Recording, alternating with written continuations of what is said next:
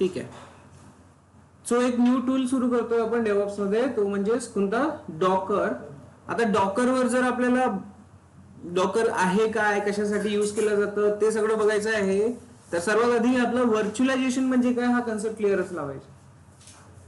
काय असलं पाहिजे, व्हर्च्युअलायझेशन म्हणजेच काय, व्हर्च्युअलायझेशन कसं करावं लागतं, ह्या सगळ्या टर्म्स तुमच्या क्लिअर असल्या पाहिजे.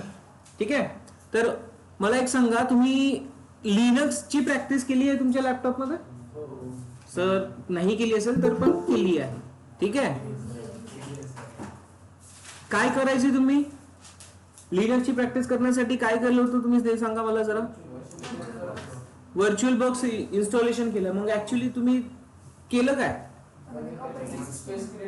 तुम्ही तुमच्या लॅपटॉपमध्ये एक व्हर्च्युअल बॉक्स नावाचा सॉफ्टवेअर इन्स्टॉल केला आहे आणि त्यावर एक मशीन क्रिएट केली. करेक्ट आहे. बट जर का व्हर्च्युअल बॉक्स इन्स्टॉल नाही केला तर तुम्ही लिनक्सची प्रॅक्टिस करू शकता? करू शकता. का नाही करू शकत? तुमच्या लॅपटॉपमध्ये विंडोजच्या ऐवजी लिनक्स टाकायचं, बरोबर ना. तर जर तुमच्या हार्डवेअर मध्येच लिनक्स मशीन आहे किंवा ही मशीन आहे आणि त्यावरच तुम्ही तुमची अप्लिकेशन रन करून बघताय, म्हणजेच तुम्ही काम काय करताय, तर बेअर मेटल हार्डवेअरवर काम करताय. ठीक आहे. याला काय म्हटलं जाते, जर तुम्ही तुमच्याच लॅपटॉपवर काम करताय. आधीच्या सिनारिओमध्ये जेव्हा व्हर्च्युअलायझेशन वगैरे नसेल तेव्हा एका लॅपटॉपवर अप्लिकेशन इन्स्टॉल केले जात असणार, बरोबर आहे. एका लॅपटॉपवर अप्लिकेशन इन्स्टॉल केले जात असेल, बरोबर की नाही, हो की नाही. ठीक आहे. तर आपल्या लॅपटॉपमध्ये जर एक अप्लिकेशन सुरू आहे आणि ती समजा हॉटस्टार अप्लिकेशन आहे, लॅपटॉपमध्ये इन्स्टॉल आहे आणि तिला 24/7 रनिंग मध्ये राहायला पाहिजे, म्हणजेच लॅपटॉपला 24/7 रनिंग मध्ये ठेवावं लागेल. पॉसिबल आहे का? नाही. तर जेव्हा आपल्या हार्डवेअर मध्ये काही गोष्टी रनिंग मध्ये आहेत आणि त्या गोष्टी जर 24/7 रनिंग मध्ये ठेवायच्या असेल तर भरपूर सारे इश्यूज येतात. लॅपटॉप इलेक्ट्रिसिटी, पॉवर राहील अँड देन इंटरनेट कनेक्टिव्हिटी राहील. ह्या सगळ्या गोष्टींची जोपर्यंत रिक्वायरमेंट फुलफिल होणार नाही तोपर्यंत अप्लिकेशन रनिंग राहणार का? नाही. तर याचाच एक ओव्हरकम म्हणजेच तुमचं काय, व्हर्च्युअलायझेशन. आणि वन मोर थिंग, लिमिटेशन्स. लॅपटॉपमध्ये मॅक्सिमम किती, ठीक आहे आपण एखाद्या वेळेस पॉवर पण मॅनेज केला, त्याला चार्जर कनेक्ट करून ठेवला, तो चालू पण राहिला. अप्लिकेशन किती रन करू शकतो आपण लॅपटॉपमध्ये? करेक्ट. तर अप्लिकेशन तेवढेच रन करू शकणार जेवढे आपल्या हार्डवेअरचे रिसोर्सेस आहे. रॅम आहे 8 GB, तर रॅम जोपर्यंत संपत नाही तोपर्यंत आपण अप्लिकेशन यूज करू शकतो, रन करू शकतो. एकदा रॅम युटिलाइज झाली तर नवीन अप्लिकेशन लावता येईल का? नाही.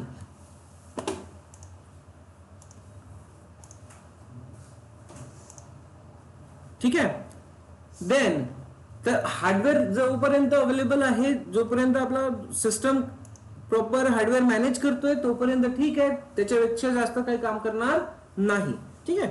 तर इथे तुम्हाला ही इमेज समजून घ्यावी लागेल की काय होतंय यामध्ये.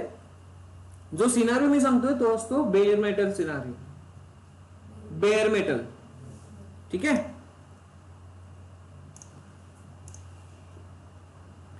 जो सिनारिओ मी तुम्हाला सांगतोय तो काय असतो, बेअर मेटल सिनारिओ. आणि या पद्धतीचं तुमचं काम असेल, एक तुमचा सिंपलचा हार्डवेअर, फिजिकल हार्डवेअर, आणि त्यावर तुमचं ऑपरेटिंग सिस्टम, आणि ऑपरेटिंग सिस्टमवर तुम्ही अप्लिकेशन इन्स्टॉल करताय. आपला विंडोज मशीन चालू आहे इथे. विंडोज मशीनला रन करण्यासाठी आता जसं तुमच्या सिस्टम मध्ये 8 GB रॅम आहे, तर विंडोजलाच रनिंग मध्ये ठेवण्यासाठी 3 GB ची रिक्वायरमेंट असेल, तर विंडोजने इथे काय कन्सिडर केला, 3 GB त्याला स्वतःला ऑक्युपाइड केली. करेक्ट. 30 GB स्टोरेज पाहिजे, 30 GB स्टोरेज त्याने ऑक्युपाइड केला. कुठून केलाय? हार्डवेअर मधून केलेला. कळलं एवढं? ठीक आहे. देन त्यानंतर याच्यावर आपण अप्लिकेशन रन करणार. तर हे जे अप्लिकेशन आहे, या अप्लिकेशनला रन होण्यासाठी 1 GB रॅम आवश्यक असेल, दुसरीला रन होण्यासाठी 2 GB रिक्वायरमेंट असेल, तर 8 GB तर इथेच फुलफिल होतीये. यापेक्षा जास्त अप्लिकेशन रन करू शकणार का आपण? नाही सर, लिमिटेशन्स आले. हार्डवेअर, आणखी one more thing, hardware down म्हणजेच अप्लिकेशन डाऊन. चालणार का? नाही चालणार. तर बेअर मेटल मध्ये सर्वात आधी अशा पद्धतीने काम व्हायचं की सिद्धं एका सिस्टम मध्ये अप्लिकेशन इन्स्टॉल करायचे. क्लिअर झालं कन्सेप्ट? ठीक आहे. तर बेअर मेटल काय असते समजलं? येस, फिजिकल हार्डवेअर मध्ये ऍप्लिकेशन्स आपण इन्स्टॉल करतोय आणि त्या लाईव्ह करतोय. बट इश्यूज कोणते कोणते येतात ते तुम्हाला अंडरस्टूड झालं? ठीक आहे. Hardware, connectivity, right. तर ह्या सगळ्या इश्यूज मुळे आपण काय केलंय, तर आपण ट्रान्सफर केलंय व्हर्च्युअलायझेशन कडे. ओके. तर व्हर्च्युअलायझेशन मध्ये काय होतं, तर व्हर्च्युअलायझेशन मध्ये आपण आपल्या हार्डवेअर मशीन मध्ये एक व्हर्च्युअलायझर इन्स्टॉल करतो. ठीक आहे. तर तुमच्याच एका लॅपटॉप मध्ये तुम्ही काय केलंय, व्हर्च्युअल बॉक्स इन्स्टॉल केलाय. कशासाठी? लिनक्स मशीनची प्रॅक्टिस करण्यासाठी. तर तिथे जाऊन तुम्ही काय करताय, तुमच्या सिस्टम मध्ये हायपरवायझर इन्स्टॉल करताय आणि हायपरवायझर इन्स्टॉल केल्यानंतर एक आणखी मशीन क्रिएट करताय. कळलं? इथे एकाच ऑपरेटिंग सिस्टमवर काम करायला मिळेल. ठीक आहे. तर इथे प्रॉब्लेम येईल डिपेंडन्सीचा. पण ही जी ऍप्लिकेशन आहे, या ऍप्लिकेशन रिलेटेड जो काही आपला एक कम्प्लीट पॅकेज बनणार, तो आपल्याला शेअर करायला प्रॉब्लेम्स होतील. अंडरस्टूड? ठीक आहे. तर इकडे बघा, आता जेव्हा एक तुमचं फिजिकल मशीन आहे, या फिजिकल मशीनवर तुम्ही काय इन्स्टॉल करताय, हायपरवायझर. आता हा सिनारिओ तुम्ही ऍक्च्युअली यूज करताय तुमच्या लॅपटॉप मध्ये. आधी हायपरवायझर वगैरे असं काही तेवढं यूज मध्ये नव्हतं. बट येस, समोर जाऊन व्हर्च्युअलायझेशन जेव्हा आपण यूज करायला लागलोय, तेव्हा हायपरवायझरचा जास्त यूज व्हायला लागले. आणि हे का बरं, तर याचे बेनिफिट्स असे आहे की आपण आपल्या एका सिस्टम मध्ये दुसरी मशीन क्रिएट करतोय, त्यामध्ये आपल्या ऍप्लिकेशन्स इन्स्टॉल करतोय, रन करतोय. कळलं? ठीक आहे. तर हा सिनारिओ आपण ऍक्च्युअली आतापर्यंत यूज करत आलोय. कोणता? Virtualization environment. तर व्हर्च्युअलायझेशन एन्व्हायरमेंट म्हणजे काय आहे, तर व्हर्च्युअलायझेशन एन्व्हायरमेंट मध्ये is the process of using software to create virtual representation of physical resources. एका लाईन मध्ये याचं डेफिनेशन आहे. ठीक आहे. फिजिकल रिसोर्सेस मीन्स एक आपला जो रेग्युलर एन्व्हायरमेंट आहे तो, आणि तोच एन्व्हायरमेंट आपल्याला व्हर्च्युअल बेसिस मध्ये यूज करता येईल. ठीक आहे. काय म्हटलंय, the process of using software to create, process of using software. तुम्ही यूज केलाय कोणता सॉफ्टवेअर? Virtual box, VMware. तर हे जे आहेत, हे प्लॅटफॉर्म्स आहेत तुम्हाला एक न्यू मशीन क्रिएट करून देण्यासाठी आहेत. यूज केलंय तुम्ही, राईट. तर येस, व्हर्च्युअलायझेशनचं काम तेच आहे. तर इथे तुमच्या इमेज मध्ये तुम्हाला तेच दिसेल. हायपरवायझर बोलतात तुम्ही त्याला, किंवा व्हर्च्युअलायझेशन एन्व्हायरमेंट म्हणतात. ओके. तर हा काय आहे तुमचा व्हर्च्युअल बॉक्स. आणि यावर आता तुम्ही काय करताय, तर एखादी दुसरी मशीन क्रिएट करताय. केली की नाही? लिनक्स मशीनचा पॅकेज घेतला, लिनक्स मशीन आपण इन्स्टॉल केली, बरोबर. तर हा जो आहे, हा आता एक आपला दुसरं ऑपरेटिंग सिस्टम आहे, ज्यामध्ये तुमच्या ऍप्लिकेशन्स रनिंग मध्ये आहे. क्लिअर? बट इथे पण सेम प्रॉब्लेम आहे. Hardware resources. हा पण सध्या कशावर काम करतोय? आपल्या हार्डवेअरवर काम करतोय. इथे जेवढं हार्डवेअर अवेलेबल असेल, या ऑपरेटिंग सिस्टमला 3 GB लागली, लिनक्स मशीनला ठीक आहे 1 GB लागती, 1 GB यांनी यूज केली, पण ऍप्लिकेशनसाठी लागणार ना. ठीक आहे. तर हा जो व्हर्च्युअलायझेशन होतो, हा व्हर्च्युअलायझेशन आपला हार्डवेअर रिसोर्सेस बेस असतो. कळलं का एवढं? हार्डवेअर रिसोर्स बेस असतो. ठीक आहे. तर इथे सुद्धा इश्यूज यायला लागले आपल्याला, की काय होतंय, आपण लिमिटेड रिसोर्सेस क्रिएट करू शकतोय आणि लिमिटेड आपली जी ऍप्लिकेशन आहे ती आपण शेअर करताना आपल्याला प्रॉब्लेम्स येणार, डिपेंडन्सीज मॅच होणार नाही. आपल्याकडे एक सेंटोस मशीन आहे ना, बट टेस्टिंग एन्व्हायरमेंट मध्ये त्याच्याकडे रेड हॅटची वेगळी कुठली मशीन असेल, उबंतू असेल, तर डिपेंडन्सीज मॅच करतील का? नाही. तर शेअरिंगचा ऑप्शन डिफिकल्ट झाला. जे आपल्याकडे काम करताय ते त्याच्याकडे काम होईल आवश्यक नाही आहे. Dependencies related issues, hardware related issues, limitations. Correct. तर हे जे काही इश्यूज इथे आपण आता फेस करायचो, तर आपण काय करतोय आता, हेच व्हर्च्युअलायझेशन क्लाउड मध्ये करतोय. इथे एक टर्म दिलेली नाहीये क्लाउड मध्ये. आता तुम्ही AWS मध्ये EC2 इन्स्टन्स यूज करताय. कशासाठी यूज करताय? EC2 सर्व्हिस कशासाठी यूज होती? एक व्हर्च्युअल मशीन क्रिएट करण्यासाठी. ठीक आहे. आणि EC2 सर्व्हिस काय आहे, इन्फ्रास्ट्रक्चर ऍज अ सर्व्हिस. ठीक आहे, काय प्रोव्हाइड केलं जाते तिथे, इन्फ्रास्ट्रक्चर प्रोव्हाइड केलं जाते. आता जर फिजिकल एन्व्हायरमेंटची गोष्ट केली, आपल्या लॅपटॉपची गोष्ट केली, तर आपल्याला हार्डवेअर रिलेटेड काही ना काही इश्यूज येणारच. इथे आता वन मोर थिंग, इथे आणखी हा इश्यू राहणार की आपण हार्डवेअरला स्केल करू शकणार नाही. ठीक आहे, 200 GB 100 GB ची जे काही आपली हार्ड ड्राईव्ह असेल, तेवढी हार्ड ड्राईव्ह आपण सर्वात आधी परचेस करणार, देन ते जोपर्यंत ऑक्युपाईड होत नाही तोपर्यंत त्याला यूज करणार. आणि जर आपल्याला हार्डवेअर स्केल करायची गरज पडली, स्केल मीन्स एक्स्ट्रा हार्डवेअर लावायची गरज पडली, तर आपल्याला काय करावं लागेल, एक स्पेसिफिक अमाऊंटचा हार्ड ड्राईव्ह घ्यावा लागेल. कॅपिटल इन्व्हेस्टमेंट पण इथे जास्त राहील. ठीक आहे, वन मोर थिंग, आपण हार्डवेअर ऍड तर केलाय, बट समोर जाऊन तुमच्या बिझनेस मध्ये तुमच्या या ऍप्लिकेशनसाठी हे ऍप्लिकेशन रन होत नाही, त्याची जास्त डिमांड नाही आहे आणि ती तुम्हाला ऍप्लिकेशन बंद करायची. बंद केल्यानंतर जो हार्डवेअर ऑक्युपाईड होता तो हार्डवेअर पण फ्री होणार. बरोबर आहे की नाही. 32 GB चा तुम्ही पेनड्राईव्ह घेतलाय, त्यामध्ये काही डेटा टाकलाय, सध्यापुरती तुम्ही घेतलं, ठीक आहे. बट होऊ शकते समोर जाऊन तुम्ही काय केलाय, तुमच्याकडे डेटा झाला 40 GB. 40 GB चा डेटा आहे आणि तुम्हाला पेनड्राईव्ह किती जीबीचा घ्यावा लागेल, 64 चा घ्यावा लागेल ना. असं काही भेटतं का 50 GB 30 GB 40 GB? नाही मिळणार. पण एक स्पेसिफिक लिमिटेशनचा एक पेनड्राईव्ह आपल्याला आधीच परचेस करावा लागेल, भले आपला डेटा कमी आहे तरी सुद्धा. बरोबर, तर याला कॅपिटल इन्व्हेस्टमेंट म्हणतात, काय म्हणतात, अननेसेसरी इन्व्हेस्टमेंट पण म्हणू शकतो आपण, किंवा ते आता यामध्ये प्रॉब्लेम असा येईल की जेव्हा आपला 40 GB चा डेटा तो कमी होणार 30 पर्यंत, 64 GB चा पेनड्राईव्ह दुकानात जाऊन वापस करू शकतो आपण? नाही करू शकत, तो बसला आपल्या अंगावर. बरोबर ना, त्याची कॉस्टिंग वगैरे झाली, आपल्यालाच बेअर करावी लागणार, तो राहणार पडीत. रिसेल जरी केलं तर तो काय 2000चा घेतलाय तर 1000 रुपये पण मिळणार नाही. बरोबर की नाही. तर हे प्रॉब्लेम्स येतात. तर हार्डवेअर स्केलिंग वगैरे इथे प्रॉब्लेम येईल. तर येस, याचाच एक ऍडव्हान्टेज म्हणजेच EC2 इन्स्टन्स यूज करणं. याचाच एक ऍडव्हान्टेज म्हणजेच काय, तर AWS इन्स्टन्स यूज करणे. तिथे काय होतं, हार्डवेअर रिलेटेड आपल्याला टेन्शन घ्यायची गरज असते का? नाही. ठीक आहे, हार्डवेअर रिलेटेड आपल्याला टेन्शन घ्यायची गरज नाही. तर हार्डवेअर आपण कधी पण स्केल करू शकतो, कधी पण रिड्यूस करू शकतो. रिड्यूस करणं पॉसिबल होत नाही जास्त, आपण स्केल करू शकतो. ठीक आहे, तर तो झाला एन्व्हायरमेंट कशाचा, क्लाउडचा. समजलं. क्लाउड मध्ये व्हर्च्युअलायझेशन यूज करायला लागलं तुम्ही, तर हार्डवेअरची टेन्शन घ्यायची गरज, टेन्शन तेवढी काही राहणार नाही. बट सेम पोर्शन राहणार की बाबा काय शेअर कसं करायचं, डिपेंडन्सीज मॅच होणार की नाही होणार. एन्व्हायरमेंट हाच राहणार आहे, फक्त क्लाउड मध्ये राहणार. एन्व्हायरमेंट हाच राहणार आहे, बट क्लाउड मध्ये राहणार आहे. समजलं. तिन्ही कन्सेप्ट समजले.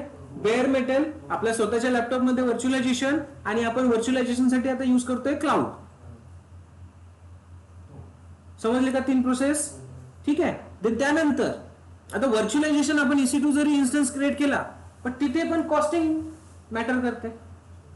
प्रत्येक ऍप्लिकेशन साठी आपण काय करणार, एक नवीन इन्स्टन्स क्रिएट करणार. तर जेवढे इन्स्टन्सेस क्रिएट करणार तेवढे हार्डवेअर रिसोर्सेस आपण जास्त यूज करतोय, AWS ची सर्व्हिस जास्त यूज करतोय, आणि तो आपल्याला चार्ज करणार. बरोबर की नाही. तर इथे आता ते पण प्रॉब्लेम झाली की कॉस्टिंग आपल्याला द्यावी लागेल चांगली. देन त्यानंतर वन मोर थिंग की आपली शेअरेबिलिटी, इन्स्टन्स अख्खा आपल्याला EMI क्रिएट करावा लागेल. देन त्यानंतर तो आपल्याला दुसऱ्या रिजन मध्ये शेअर करावा लागेल. तिथे त्या सगळ्या कम्पॅटिबिलिटी त्याची चेक करून तो तिथे रन करावा लागेल. आहे थोडे हेक्टिक टास्क, राईट. तर ह्या सगळ्या इश्यूज मधून आता आपल्याला बाहेर निघायचं. क्लिअर आहे. इथे सुद्धा सेम होणार की हार्डवेअर तो यूज करणार. तर हे जे काही आपला व्हर्च्युअलायझेशन होत आहे, तर हे होत आहे हार्डवेअर बेस्ड व्हर्च्युअलायझेशन. काय होत आहे, हार्डवेअर बेस्ड व्हर्च्युअलायझेशन. हार्डवेअर रिसोर्सेसला तो जास्त प्रायोरिटी देणार. हार्डवेअर जेवढे आहे तेवढे तुम्ही अप्लिकेशन रन करू शकणार त्याला ऑक्युपाईड करून. ठीक आहे. तर हे झालं तुमचं काय, हार्डवेअर लेवल व्हर्च्युअलायझेशन. समजलं. बेअर मेटल काय असते, व्हर्च्युअलायझेशन एन्व्हायरमेंट जो आपण यूज करतोय, का बरं यूज करतोय? कारण आपल्याला एकाच ऑपरेटिंग सिस्टम मध्ये दुसरी ऑपरेटिंग सिस्टम इन्स्टॉल करून आपल्याला त्यावर प्रॅक्टिस करायची आहे किंवा अप्लिकेशन इन्स्टॉल करायची आहे. देन हार्डवेअर रिसोर्सेस आपण कुणाकडून घेतोय? AWS कडून घेतोय.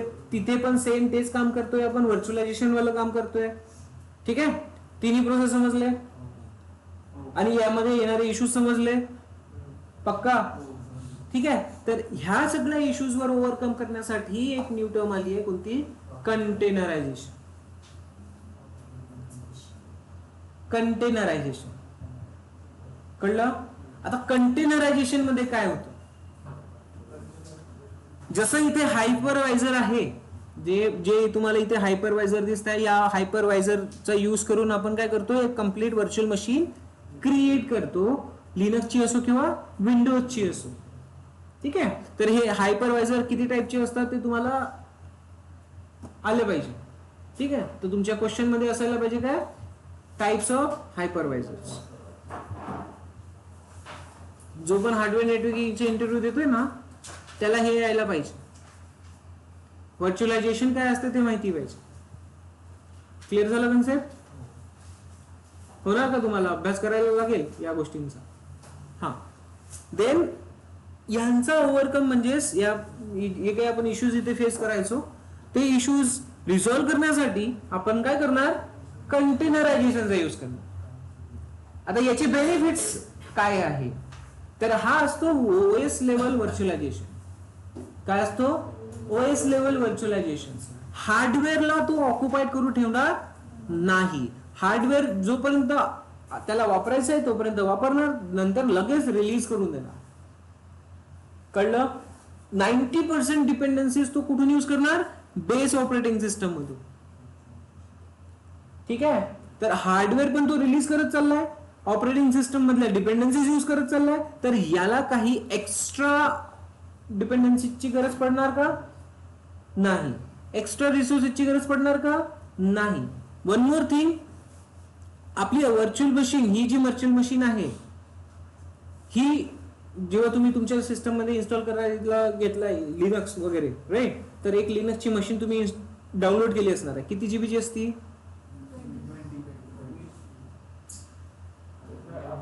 किती जीबीचा इन्स्टॉलेशन घेतलाय, डाउनलोड केलाय तुम्ही Linux machine? Sir approx 9 to 10 GB downloadable file. Downloadable file असते लिनक्सची एक SIO ISO फाईल माहिती आहे तुम्हाला? हा, ISO फाईलची साईज मॅक्झिमम असेल 3 ते 4 GB. बरोबर आहे?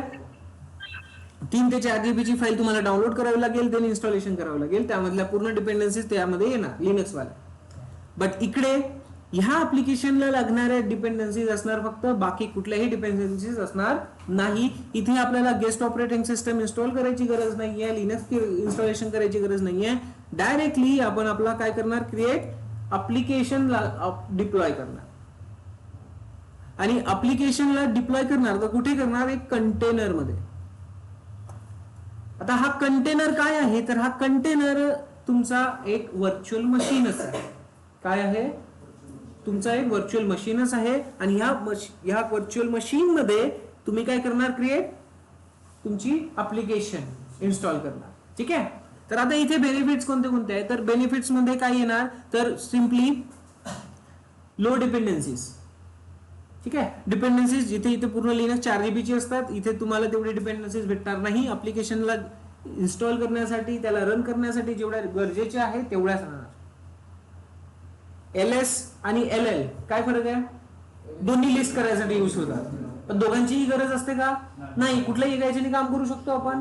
तर इथे त्याच गोष्टी इथे मॅटर करतात की दोनची गरज नाहीये ना, मला एक न काम होत आहे ना माझं. तर इथे ते बेनिफिट्स असणार की कमी रिसोर्सेस, कमी डिपेंडन्सीज आणि फक्त ऍप्लिकेशन कडे फोकस. बेसिक कमांड्स रन होणार, एक्स्ट्रा कुठलाही ऍडव्हान्स कमांड यूज होणार नाही. तर यालाच म्हटलं जाते लाईट वेट इमेज. याला काय म्हटलं जाते? याचा बेनिफिट एक आहे, हा खूप लाईट वेट असतो. ठीक आहे, जेव्हा आपण AWS मध्ये आपण एखादी AWS मध्ये म्हणा किंवा आपल्या लॅपटॉप मध्ये म्हणा लिनक्स मशीनचा डाउनलोड करतो, किती जीबीचा असतो? 3 ते 4 जीबीचा. आणि इकडे आता डिपेंडन्सीज कमी आहे, तर याचा साईज होतो 200 ते 300 MB चा. ठीक आहे, तर हा काय आहे? एक लाईट वेट कंटेनर म्हटलं जातं, त्याला लाईट वेट व्हर्च्युअल मशीन म्हटलं जाईल. कळलं?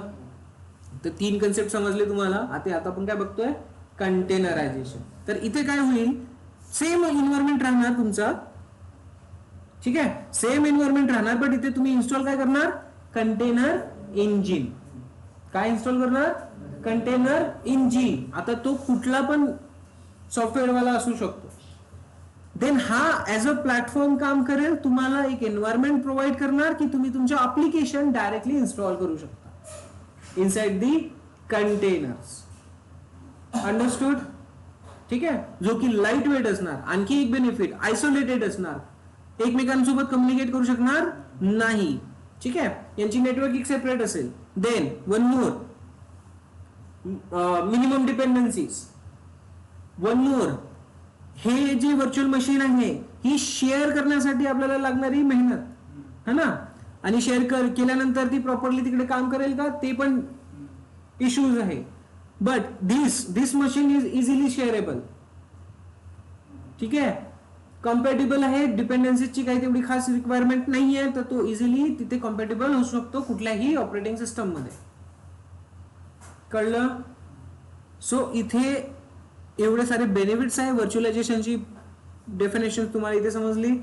ठीक आहे, देन त्यानंतर आपण काय बघितलंय? कंटेनरायझेशन. तर containerization is a lightweight software deployment method. Containerization is nothing but a lightweight software deployment method that packages an application code, dependencies and configuration into single portable unit called container. कळलं? आतापर्यंत जे काही तुम्ही काम केलंय ते एका EC2 इन्स्टन्सवर काम केलंय, अप्लिकेशन इन्स्टॉल केलेलं आहे. पण त्यामध्ये प्रॉब्लेम यायची की आपण त्याला इझिली हँडल करू शकत नाही आहोत, शेअर करू शकत नाही आहोत, कॉस्टिंग जास्त लागतीये, ते अजून सिक्युअर नाही आहे, असं पण बोलू शकतो. ठीक आहे, तर कंटेनर जेव्हा आपण यूज करणार तर हा लाईट वेट असणार, करेक्ट, आयसोलेटेड असणार. ठीक आहे, then see isolated unit share the host OS kernel. OS based 90% dependencies तो कुठून घेणार? OS मधून घेणार. म्हणजे हार्डवेअर तो ऑक्युपाईड करून ठेवणार नाही. ठीक आहे, हार्डवेअर ऑक्युपाईड करून ठेवणार नाही, जोपर्यंत गरज आहे तोपर्यंत यूज करणार, नाही तर सोडून देणार. म्हणजेच दुसरी ऍप्लिकेशन त्या हार्डवेअरला परत यूज करू शकते. ठीक आहे, तर हे काही बेनिफिट्स आहे ज्यामुळे आपण कंटेनरायझेशनवर मूव्ह करतोय, आणि कंटेनरायझेशनचे बेनिफिट्स तुम्हाला समजायलाच पाहिजे. allowing them to run consistently across different environment. तो विंडोज असो, लिनक्स असो, उबंतू और CentOS, मॅक OS, कुठलाही ऑपरेटिंग सिस्टम असू दे, तो त्याला जसं रन करायचं तो तसाच रन करणार, त्यामध्ये काही चेंजेस होणार नाही. कळलं? ठीक आहे, from developer laptop to cloud platforms सगळीकडे तो सारखाच काम करेल.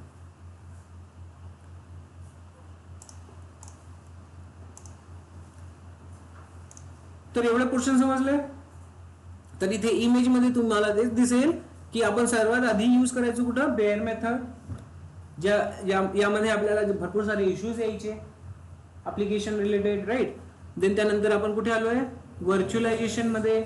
तुम्ही काय यूज करताय? हायपरवायझर यूज करताय. तुमच्या लॅपटॉप मध्ये तुम्ही एक हायपरवायझर इन्स्टॉल करून दुसरी मशीन क्रिएट करताय, करेक्ट.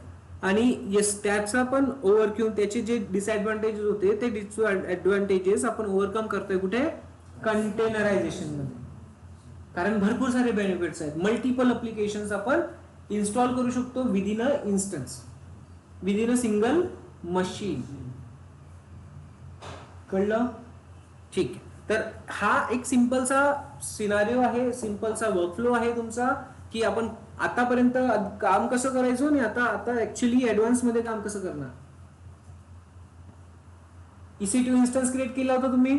EC2 इन्स्टन्स यूज न करता आपण आता काय करणार? ऍप्लिकेशन कुठे यूज क्रिएट करणार, कुठे डिप्लॉय करणार? कंटेनर्स मध्ये. ठीक आहे. तर सर हे जे कंटेनर इंजिन आहे हे काय आहे? कंटेनर इंजिन आहे हे काय आहे सर?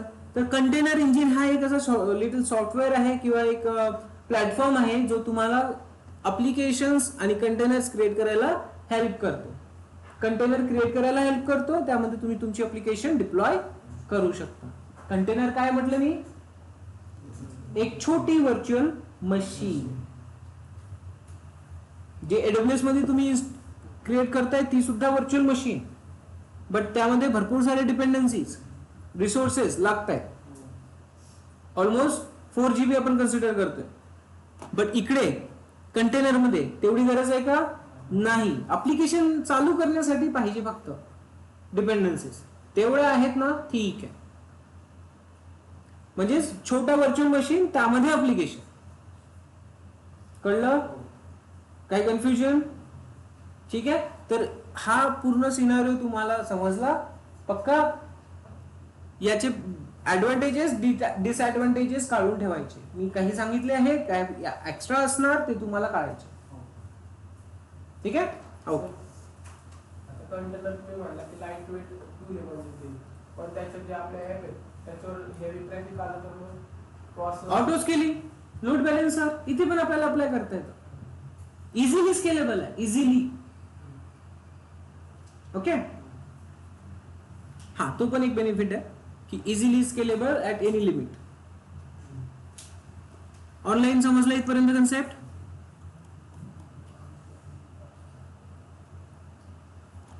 ठीक आहे.